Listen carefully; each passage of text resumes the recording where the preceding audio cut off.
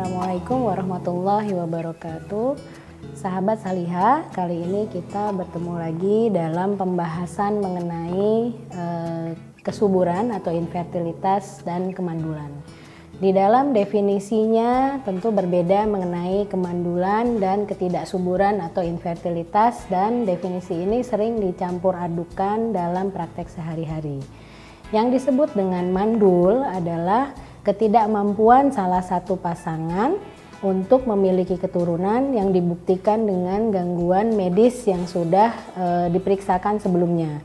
Sehingga pada hal ini seorang wanita tidak mampu melakukan ovulasi atau mengeluarkan sel telur, dan seorang pria mengalami gangguan pada spermanya berujung pada ketidakmampuan sperma membuahi ovum. Nah, jika hal ini sudah diketahui sebelum menikah, maka masing-masing disebut sebagai mandul.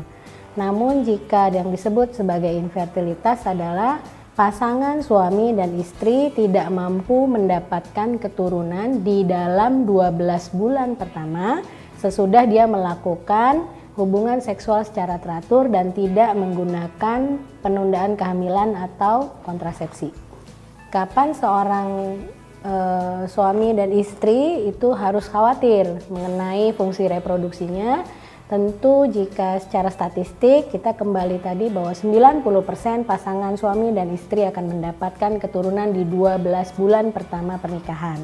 Sehingga secara medis jika pasangan suami dan istri tidak mampu memiliki keturunan di dalam 12 bulan pertama pernikahan, kita menganggapnya sebagai gangguan kesuburan atau infertilitas. Namun tentu ini adalah suatu definisi yang berbeda. Di negara maju mungkin mereka memang tidak menginginkan keturunan, sehingga jika sampai 5 tahun, 9 tahun, 10 tahun tidak punya keturunan, mereka tidak perlu khawatir atau was-was. Sehingga jika ditanyakan apakah pasien yang infertilitas tidak bisa punya anak, tentu kita mengembalikannya kepada definisi tadi.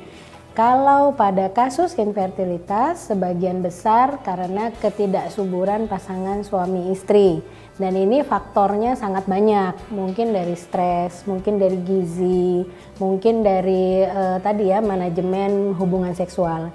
Sehingga tentu kita akan tidak bisa bilang dia tidak bisa punya anak. Tentu kita akan memperbaiki semua faktor tersebut sehingga sesudah diperbaiki semua dan tidak ada kelainan organik pada keduanya, maka kita berharap akan adanya perbaikan.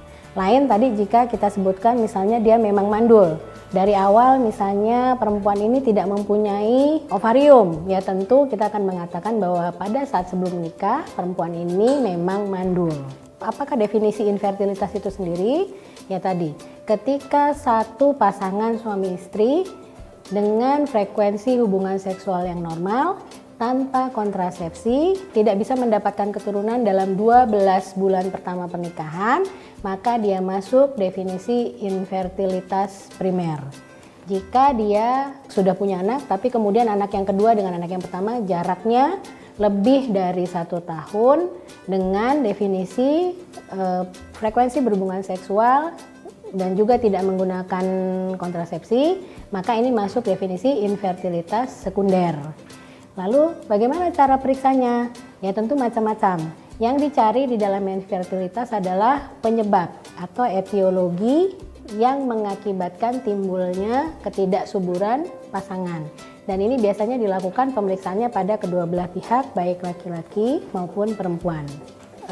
Apakah wanita menjadi salah satu faktor penting dalam infertilitas? Tentu tidak. Secara statistik menunjukkan sama perannya antara laki-laki dan perempuan.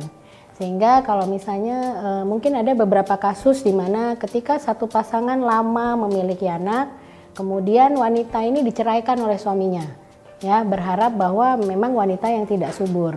Dalam kasus ini sebenarnya kita tidak bisa langsung menghakimi seperti itu, karena di dalam pernikahan yang harus memiliki kesehatan prima dalam bidang reproduksi adalah keduanya. Sehingga dalam hal ini baik laki-laki maupun perempuan memiliki peran yang sama dan peluang yang sama untuk menimbulkan infertilitas. Jika kita menemukan kasus infertilitas pada pasangan suami dan istri, maka apa yang harus kita kerjakan untuk mencari solusinya? Tentu yang paling pertama adalah pada pasangan suami istri masing-masing kita akan memeriksa fungsi reproduksinya, dan tentu penyelesaian masalahnya disesuaikan dengan gangguan fungsi reproduksi yang kita temukan. Contohnya pada seorang wanita, mungkin dia mengalami gangguan ovulasi sehingga dia tidak mampu mengeluarkan sel telur. Tentu kita akan memakai obat-obat atau terapi yang dapat memicu keluarnya sel telur.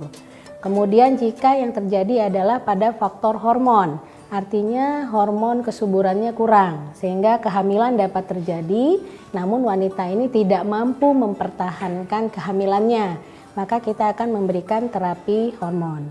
Namun ada beberapa lagi kasus ketika hormonnya tidak bermasalah, kehamilan dapat dicapai, namun terdapat gangguan. Misalnya pada inkompetensi serviks atau mulut rahim itu mengalami gangguan sehingga bayi tidak dapat dipertahankan sesudah mencapai pada ukuran umur tertentu. Lalu jika pada laki-laki ditemukan sperma yang terganggu, dalam hal ini kita harus melihat apakah gangguan sperma pada laki-laki adalah suatu hal yang bisa diperbaiki atau tidak. Jika dia bisa diperbaiki, sebagai contoh misalnya pada gangguan varikokel, saluran pembuluh darah dapat menjepit saluran sperma sehingga walaupun produksi sperma normal tapi tidak dapat keluar dari saluran reproduksi dan membuahi telur. Pada kondisi seperti ini, maka gangguan yang terjadi bisa diangkat baik dengan operasi dan metode terapi yang lain. Sehingga penyelesaiannya tergantung daripada masalah apa yang kita temukan pada saat kita melakukan pemeriksaan. Apa saja sih sebenarnya yang mungkin dapat mempengaruhi kesuburan? Baik pada pria maupun wanita, sebagai contoh gaya hidup itu adalah satu faktor yang sangat mempengaruhi kesuburannya. Terutama misalnya merokok. Merokok sudah ditemukan dapat mengganggu reproduksi baik pada pria, mengganggu pergerakan sperma, dan pada wanita dapat menurunkan kualitas dari sel indung telur atau ovum. Kemudian makanan, tentu kita ini hidup di dalam era begitu banyak makanan memakai pengawet, memakai MSG, memakai pewarna, dan ini memberikan satu efek tersendiri bagi suami maupun istri dalam fungsi reproduksi. Dan kemudian yang paling juga sering terjadi adalah gangguan nutrisi. Gangguan nutrisi dalam hal ini adalah seperti misalnya kadar hemoglobin, kemudian ada juga misalnya kadar gula darah yang memberikan pengaruh pada fungsi reproduksi. Lalu secara teknikal memang ada beberapa masalah, seperti misalnya contohnya pada wanita. Pada wanita yang menggunakan pakaian ketat, kemudian pakaian ketat, higiene yang kurang terjaga, tentu infeksi penyakit reproduksi itu akan terjadi lebih sering sehingga dapat mengganggu fungsi anatomi daripada sistem reproduksi. Begitu juga dengan pria, mungkin kita sudah sering mendengar bahwa misalnya dengan pria mengendarai motor terlalu lama itu tidak boleh karena posisi skrotum berada pada keadaan terjepit sehingga aliran darah tidak dapat berjalan lancar dan tentu akan mempengaruhi produksi daripada sperma. Ya, sahabat Saliha, dari pembicaraan ini kita mendapatkan kesimpulan adalah kondisi ketidaksuburan pada pasangan suami istri dapat terjadi pada siapapun. Dan tentu pada saat menghadapi hal ini adalah menjadi suatu hal yang tidak nyaman baik untuk suami maupun istri. Sehingga tentu di sini diperlukan satu kerjasama yang sangat baik antara keduanya, antara lain tidak berhenti dalam proses berobat dan mencari apakah yang menjadi penyebab dari infertilitas tersebut.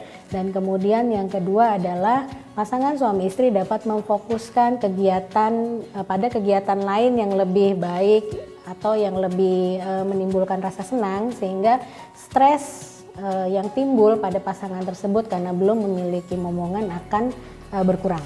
Lalu bagaimana jika terdapat lingkungan? Dalam hal ini lingkungan tentu bisa mendukung. Ada beberapa di dalam lingkungan keluarga ini yang mampu ya, artinya mereka tidak akan menyalahkan kedua belah pihak, mampu mendukung dan tidak membuat pasangan menjadi lebih stres. Tetapi memang harus kita akui ada beberapa lagi lingkungan, bahkan ini mungkin yang lebih besar, mereka mungkin akan memberikan satu stresor tersendiri kepada pasangan suami dan istri tersebut.